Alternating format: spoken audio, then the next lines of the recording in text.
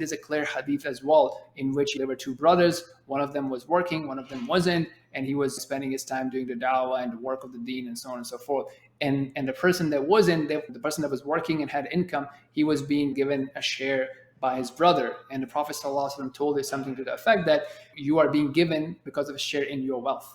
Right. And there are many other hadiths of that, like, the more we take care of the poor and the weak ones around us, the more that Allah blesses us.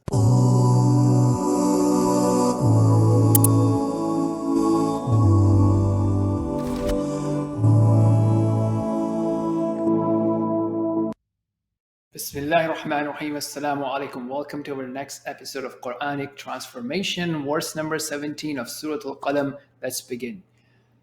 إِنَّا بَلَوْنَاهُمْ كَمَا بَلَوْنَا أَصْحَابَ الْجَنَّةِ إِذْ أَقْسَمُوا لَيَصْرِمُنَّهَا مُصْبِحِينَ.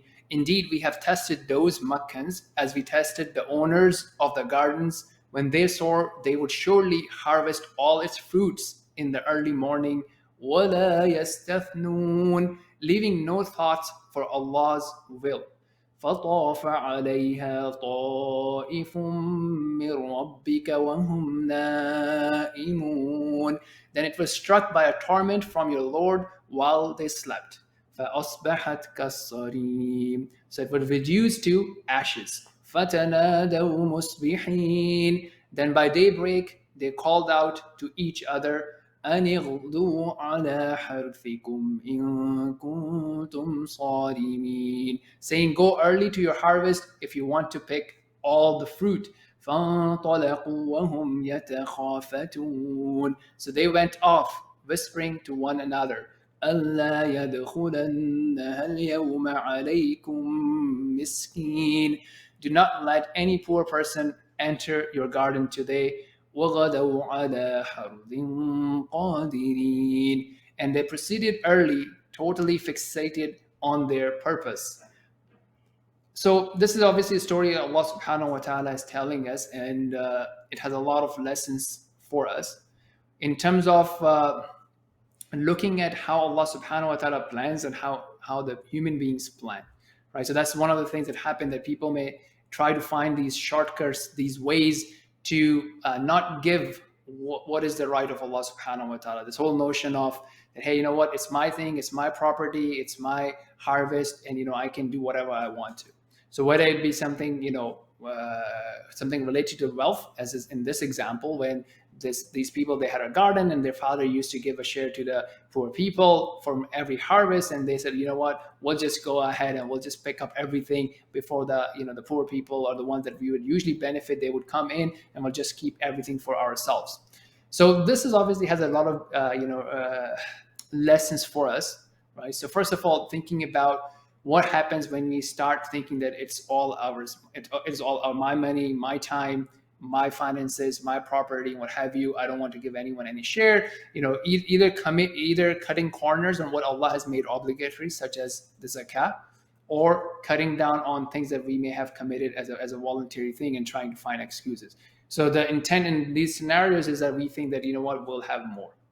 And we don't realize that, look, it's all from Allah subhanahu wa ta'ala. And the more we give to Allah subhanahu wa ta'ala, the more we give in ways that Allah likes, the more we will have from Allah. Yeah, absolutely. And I think this takes a few different kind of turns, right? So you might have someone who most of their life they didn't have much, right? So then when they actually get lots, at that point they can be very empathetic and say, you know what, there's loads of people out there who are like me and they've never had much, and I'm going to give to them, right? So that's one way. But then the same person could actually go a very different way, where they're like, it's been so long that I've never had. Now, like, I want it, and I want it all for myself, and I want to keep it. And that greed kind of takes over, right? So I think that this is one of those things where money is one of those things where I feel like it's a real big thing in terms of being a magnifier, that it really magnifies who you are. I don't think it's bad or good in and of itself, like a knife. A knife can cut fruit or it can kill someone, right? But in the wrong hands with the wrong intention, it can actually lead to destruction, like it did, I guess, in this story. True. So yes, in the beginning, right, as you said, like, so now these guys are benefiting from Allah is giving them its continuous products, right? So if you will, in the stages of life, right? So we are always in different stages in life. So one of the stages is that things are going well, right? So we don't really have something that we are struggling with. Things are relatively fine. People are healthy around you. Like in your immediate family circle or your friends and families, what have you. You have a steady job or steady income.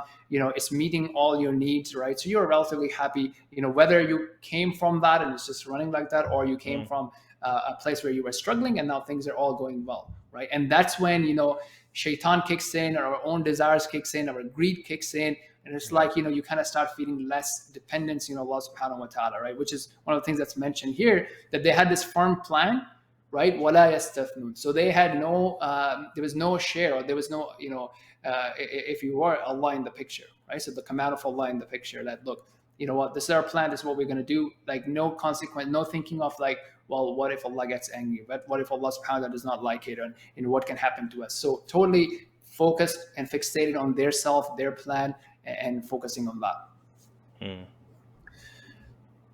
Okay, so in this sort of scenario, and then I think that the second thing angle here is basically when you are benefiting people, right? When there is a share of people who are poor, or less affluent, or people that are dependent on you, people that are weak, and so on and so forth. When they have a share in your wealth, it is like it is actually a means for you to be successful. If Allah has put in some sort of a share that the more you make, the more they benefit, and so on and so forth, then those, if you consider them your shareholders, or your people that are have a vested interest in your business, because of you helping them, actually your own business and your own income grows, because then you're putting more into it, right? And you can look at it from many different angles. One is obviously the famous one, that la in shakartum la azidannakum, if you're thankful, Allah will give you more. And there's a clear hadith as well, in which there were two brothers. One of them was working, one of them wasn't, and he was spending his time doing the da'wah and the work of the deen, and so on and so forth. And the person that wasn't, the person that was working and had income, he was being given a share by his brother. And the Prophet ﷺ told us something to the effect that you are being given because of his share, because of his share in your wealth, right? And there are many other hadiths of that, like that the more we take care of the poor and the weak ones around us, the more that Allah blesses us. So they are not a liability, but they're an opportunity for us to increase. And I think there's two hadith that come to my mind actually.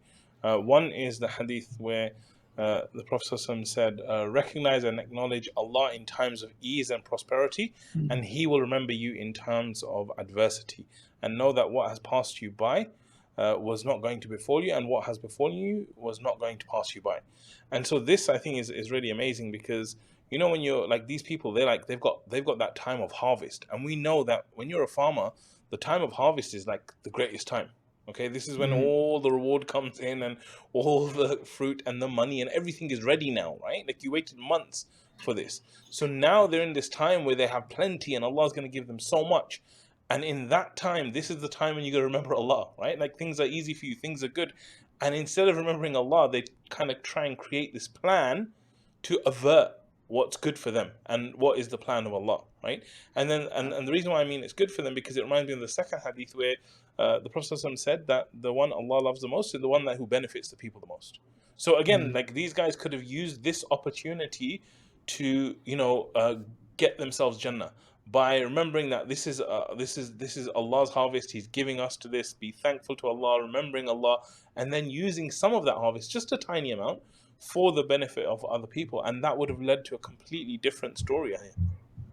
For sure. And I think some of the things that we can take away from this in our life is, one is when we are happy, when Allah has blessed us with something, right, whether it be some sort of a success, marriage, some sort of a win, do we start to become transgressors and basically violating the limits of Allah as we engage in celebration, right? Or when there's something that's truly beloved to us, and this came to my mind as we were talking about harvest for a farmer, like whether it be exam time or crucial end of quarters for people who are in different activities which are like the workload is higher in certain times of the year, or important client meetings and what have you.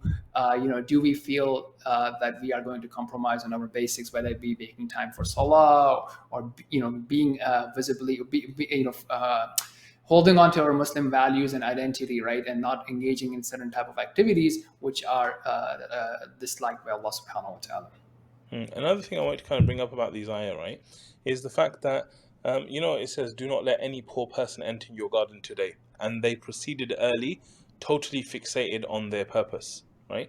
So it's like there's actually a group here.